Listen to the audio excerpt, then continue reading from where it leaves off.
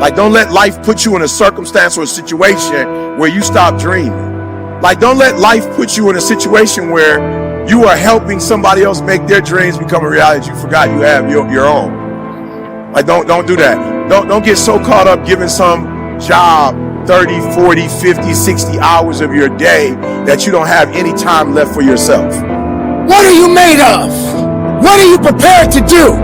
Are you holding on to something that won't help you to push the extra mile? That won't help you to push that extra rep that you need? You should care because it's the greatest joy. You should only listen to this if it's leading you down a path that makes you feel more alive, and that's the point. The point is to get in touch with something that makes you feel great, but not to let yourself starve or be stopped. So what we're gonna do right now, we're gonna get back to the basics, right? We're gonna get back to, and you know, I wake up every day and people say, yo, E, what's the thing? I know you say execution, but like, what's that thing? And it's like to be fruitful, to multiply, to have dominion.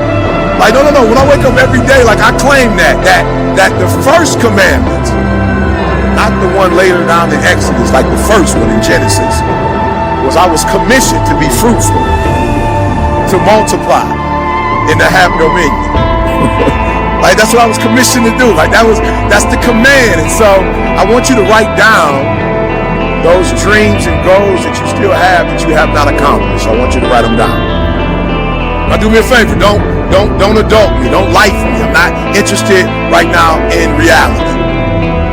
I don't want to talk about reality right now. I remember CJ, he's the president of my organization, and CJ and I used to talk, and I was like, CJ, that's not real. And he said, E, don't let the truth mess up a good story. I'll give you an example of that. Unfortunately, right now, many of you know that my dad has cancer. He has a type of cancer called liposarcoma. 3 years ago, I had no idea what that word even meant. I had never heard that word uttered in my life, liposarcoma. And maybe you've had this experience before too, if a family member's come up with diabetes or a heart issue or any type of health issue even for yourself. You're not a doctor, probably most of you listening to this, but you've become pretty knowledgeable, haven't you, about some area of your life, whether that's something you've studied in school or a career you've chosen you didn't think you'd choose, or like in my case, there was an illness for my dad. I consider myself pretty damn close to an expert on that topic now. I've read so many books, I've studied, I've Googled, I've read research, I've read about the different chemos, alternative treatments, I've read about eating green. I mean, you name it, right? Like, I've gone crazy on that topic. And again, I'm not an oncologist, but I went from knowing absolutely nothing to 3 years later having an immense amount of knowledge. It's probably one of the 10 things I know most about in my life right now. And so that's because I got obsessed with it.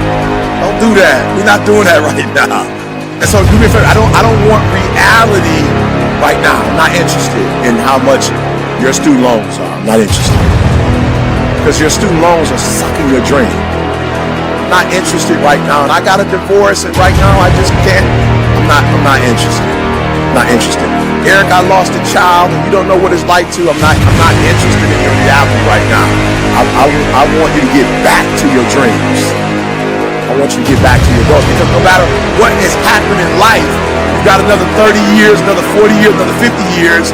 Like, you can't get stuck on, like, you can't let that thing that devastated you in 1989, the thing that devastated you in 1996, 2001, like, you can't wake up every day to 2001.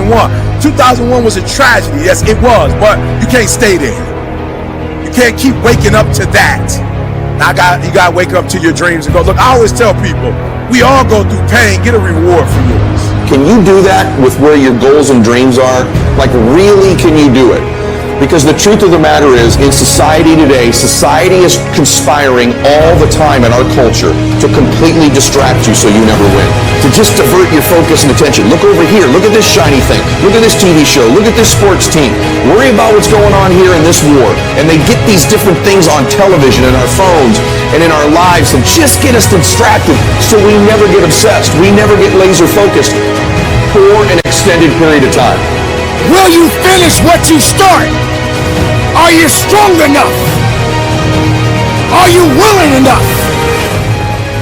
Do you have what it takes to do what's necessary to adapt and overcome? Life will continue to go on. So get up, carry on, and understand and know that your work is not done yet. There can be no victory without a struggle attached to it. You don't deserve a victory without a failure. In this place, there is no easy. You can't be the best makeup of yourself being easy. It is time for you to show up. It is time for you to show out. By a fear that you'll fail, by a fear that it can't be done. Have fun. Have the guts to enjoy yourself. Have the guts to go out and attempt something audacious and terrifying, knowing that all along, if you're doing it right, you're gonna have a good time. So all of this, going balls out, trying to prove something to yourself, trying to do something amazing, never lose sight that it's to build a better life. Never lose sight of the fact that you're doing it to create the person that you want to be. Never lose sight of the fact that it should be fun. And learn from the failures. And move forward with a purpose. For purpose is within you. And only failure is there to teach you. It is time to take control of your now. To be able to get back in the driver's seat. To understand that you must be tougher than your life. But what is life? What does life mean to you? Do you feel that life is holding you back? Are you blaming your life for the difficulties that you face day in and day out? Why does life have to be so difficult? As Kurt Vonnegut, one of the greatest authors in modern times, said, "When I write, I feel like an armless, legless man with a crayon in his mouth." But he still did it. And that's the kind of thing that you're going to hear from the greats. You're not going to hear that it was easy. You're not going to hear that they felt suave and cool. Even the greatest of all time have that awkwardness and that clumsiness. They're never quite as good as they want to be. But what I want you to understand is even though Kurt Vonnegut said those words, he wrote tons of books that changed people's lives, that changed the landscape of literature, because despite the fact that he felt awkward and clumsy, he kept doing it and forcing himself to move forward, to take one step after another, even when the process was not exactly rewarding. He believed in something. He knew that what he was trying to do would ultimately get better. He knew that if he wanted to accomplish something great, that he had to push through the awkwardness. And that is the very trick to getting great. Why must we struggle so much? What good is life if every day there's so much pain? Life is not responsible for how you take care of your own mindset. You must be in control of everything that you do going forward in your life. You must have the possession of understanding that life is good. Doesn't matter what day it is. If you're alive, life is good. If you're struggling, life is good. If you're having a bad day, it's a day to make a difference.